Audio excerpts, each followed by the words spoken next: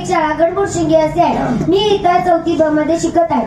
पुऱ्या महाराष्ट्रातलं व भारताच्या मातीतलं समतेचं, मानवतेचं, न्यायाचं राज्य म्हणजे लोकराजा राजर्षी छत्रपती शाहू महाराजांचं राज्य. कोल्हापूर संस्थानामध्ये माणसाला माणूस म्हणून उभा करण्यासाठी राज्य केले ते म्हणजे छत्रपती शाहू महाराजांनी.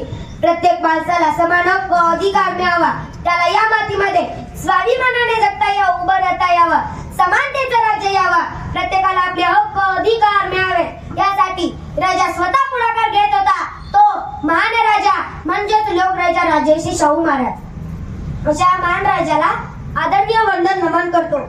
राजर्षी शाहू महाराजांच्या आयुष्यातले 48 वर्ष आणि 28 वर्षातील त्याचा राज्यकारभार पुढच्या पिढ्या वर्षानुवर्ष शतक राजकर्त्याला जनतेला दिशा दाखवणारा राजा हे आपल्याला लक्षात घ्यावं लागेल. जनतेला जगवणं जितकं महत्वाचं आहे तितकंच जनतेला स्वाभिमानाने जगवणं महत्वाचे आहे हे राजर्षी शाहू महाराजांनी ठरले होते. म्हणून जनतेला स्वाभिमानाने जगवण्यासाठी शिक्षणाची गरज आहे ती इथल्या प्रत्येक माणसाला आहे. म्हणून इथल्या प्रत्येक माणसाला, जाती धर्मातल्या माणसाला शिक्षणाची द्वारे खुली करणारा राजमार्ग छत्रपती शाहू महाराजांनी सुरू केला. जी त्या काळामध्ये अख्खी जाती आता संपलेली होती, अस्पृश्यता माणसाच्या दसादसात भिजलेली होती, त्या काळामध्ये शाहू महाराजांनी कोणता निर्णय घेतला? शिक्षणाच्या बाबतीत सगळ्यांनी एकत्र शिक्षण घ्यायचे. किती बाळ सामाजिक एकात्मतेचा निर्णय होता हे आपल्याला लक्षात घ्यावं लागेल. लहान मुले एकत्र आली, एकत्र बसायला लागले, एकत्र बसले, एकत्र जेवायला बसले, एकत्र राहिले की त्यांच्यामध्ये एकात्मता रुजेल, जाती भेदाच्या भीती आपोआप गळून पडतील आणि माणूस म्हणून एकत्र येतील. हा दूरदृष्टिकोन होता राजर्षी शाहू महाराजांचा. कारण शिक्षणाचे महत्व इथल्या गरिबांना माहित नव्हते. प्राथमिक शिक्षण मोफत व सक्तीचे केले.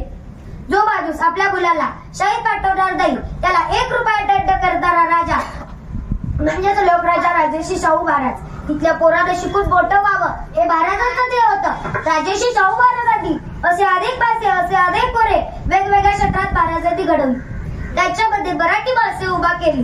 देशाच्या इतिहासामध्ये अनेक उच्च दर्जाची माणसं दिसतात ना, त्यांच्या पाठीमागे राजर्षी शाहू महाराजांचे काम होते. महाराजांनी केलेली मदत होती. अशीच एक कुस्ती झाली. पंजाबच्या पैलवानाने कोल्हापूरच्या पैलवानाला हरवलं. महाराजांना खूप वाईट वाटली ही गोष्ट. अरे आपल्या कोल्हापूरच्या मातीतल्या पोराला पंजाबच्या पोराला हरवावं. महाराजांच्या मनात कळत होती ही गोष्ट सारखी मनात असायची. अरे आपल्या कोल्हापूरच्या मातीतल्या पोराला पंजाबच्या पोराला हरवावं, आपल्या महाराष्ट्रातला, ही गोष्ट महाराजांच्या मनाला पटत नसायची. त्यांच्या मनाला वेदना व्हायच्या. महाराजांच्या मनात सतत ही गोष्ट असायची इथल्या पोराला जिंकलं पाहिजे, हा फलक पुसला पाहिजे. आणि या घटनेने अस्ताव्यस्त झालेले एक दिवशी भर दुपारी उदाच्या पहारी कडाक्याच्या उदामध्ये कैकाडी वस्तीवरती पारावरती पोहोचतात. पोरं इकडे तिकडे खेळत होती. बासबाया घरामध्ये गुट्टासून फिरत बसली होती. कैकाड्याच्या वस्तीवरती, कडाक्याच्या उदामध्ये पारावरती, कैकाड्या वस्तीवरती प्रत्यक्ष लोकराजा येऊन बसलाय आणि ही वार्ता अशीच वस्तीवरती पसरली. अरे वस्तीवरच्या पारावर लोकराजा राजर्षी शाहू महाराज येऊन बसते. माझा हवालगी झाली. आपली चाललेली कामे आता सरशी सोडून असं करत पळत पारावर आली. बघतात तर काय, लोकराजा राजर्षी शाहू महाराज पारावर येऊन बसले. कैकाडीच्या वस्तीवरती पारावरती राजा येऊन बसलाय. कैकाडी बाजू हात जोडून महाराजांच्या पुढे आली आणि महाराजांच्या पुढे हात जोडून बदाली. काय चुकलं महाराज? आज साक्षात तुम्ही आलात आमच्या वस्तीवरती.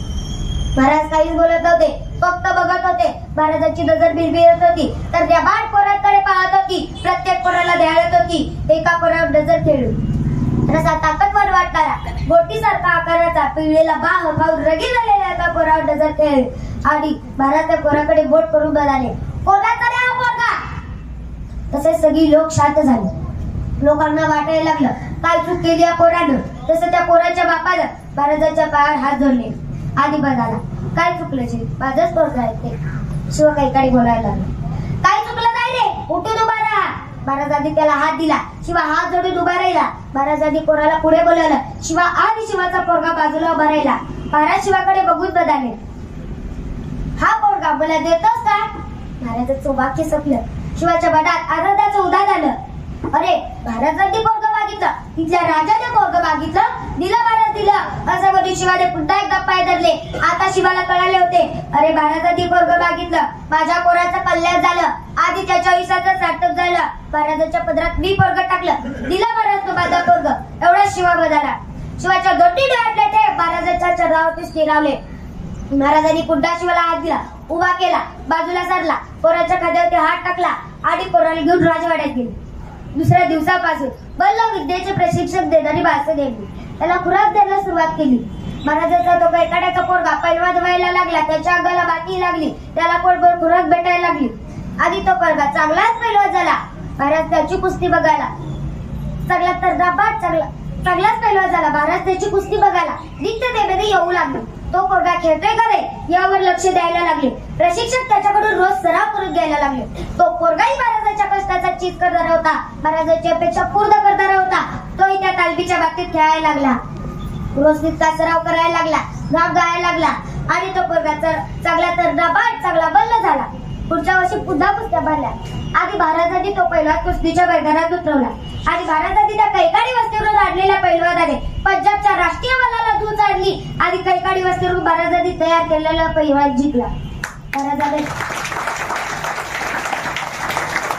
महाराजांना नेमकं हेच पाहिजे होतं. महाराजांनी जिंकलेलं म्हणजेच कैकाड्याच्या पोराची कोल्हापुरातून हत्तीवरच बसून अंबारीकर मिरवणूक काढली आणि आपल्या राज्यात एक संदेश दिला की इथं जाती धर्माचं राज्य नाही, इथं जात बघून माणसे घडवली जात नाही. बळ असेल जो खेळू शकतो, ज्याच्यात ताकद दिसते, त्यालाच आपण या ठिकाणी पैलवान करू, त्याला आपण विजेता करू. हा संदेश संबंध महाराष्ट्रात व भारतात गेला. मला वाटते की अशा प्रकारे शाहू महाराजांनी इथल्या प्रत्येक जाती धर्मातल्या तरुणांना संधी दिली, त्यांना मोठं केलं, त्याच्यातले कलागुण ओळखले आणि कलागुणांनाही योग्य विचारपीठ दिले आणि त्यांना मोठं केलं. शाहू महाराज एवढ्यावरती संपले नाही, जाती अंतर्विवाह व्हावेत, विधवाचे पुनर्विवाह व्हावेत. शाहू महाराजांनी आपल्या संस्थानामध्ये मागासवर्गाला 50% आरक्षण दिले. जे बांधव वर्षानुवर्ष हजारो वर्ष संधीपासून लांब होते, त्यांना संधीच मिळाली होती, त्यासाठी संधी राखून ठेवणे. या सगळ्या गोष्टी जेव्हा आम्ही शाहू महाराज वाचतो केली, मग त्यांना कळेल की समाज व्यवस्था काय होती, जी हजारो वर्ष कोणाला छळत आली, कोणाला गिळत आली आणि कोणाच्या खिशात खिसे भरत आली. ही जर कळाली तर शाहू महाराजांनी जेव्हा महाराष्ट्र जन्माला गाठला तेव्हा कोणाच्या हजारो वर्षाचं मस्तक उघडीस काढलं, त्याचे उच्चाटन केले, त्यांनी कोणाला निस्तनाबूत केले. या नव्या महाराष्ट्राचे निर्माते कोण असतील तर लोकराजा राजर्षी शाहू महाराज. हे विचारायचं नातं आपल्याला कळलं पाहिजे. जे महाराष्ट्र, जे भारत.